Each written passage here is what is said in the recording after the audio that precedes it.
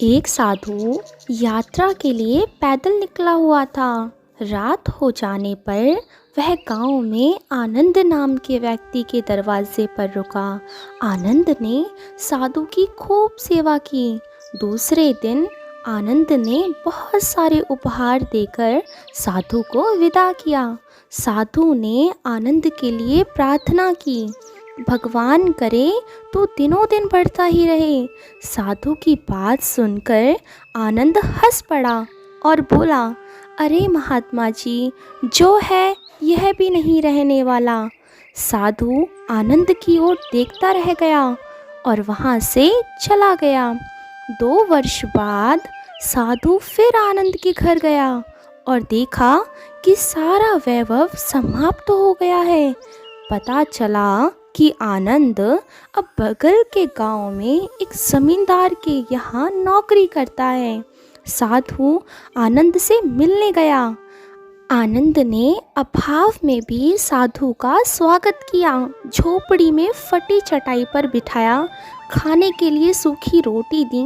दूसरे दिन जाते समय साधु की आंखों में आंसू थे। साधु कहने लगा, हे भगवान, ये तूने क्या किया? आनंद पुनः हंस पड़ा और बोला, महाराज, आप क्यों दुखी हो रही हैं?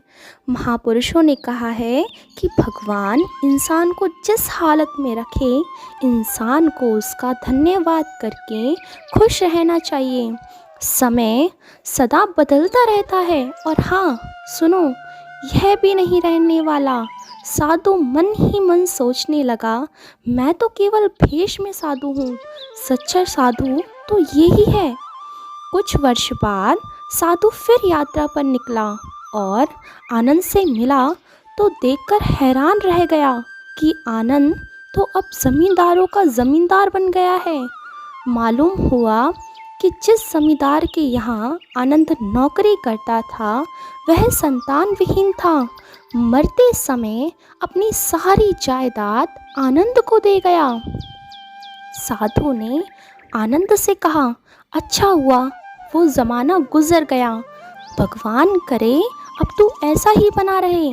यह सुनकर आनंद फिर हंस पड़ा और कहने लगा, महाराज, अभी भी आपकी नादानी बनी हुई है। साधु ने कहा, क्या यह भी नहीं रहने वाला?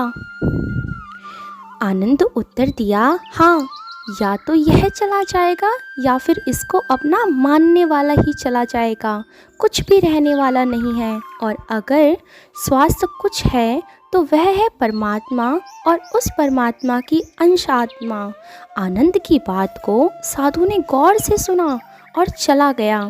साधु कई साल बाद फिर लौटता है तो देखता है कि आनंद का महल तो है, किंतु कबूतर उसमें गुटरगू कर रहे हैं और आनंद का देहांत हो गया है।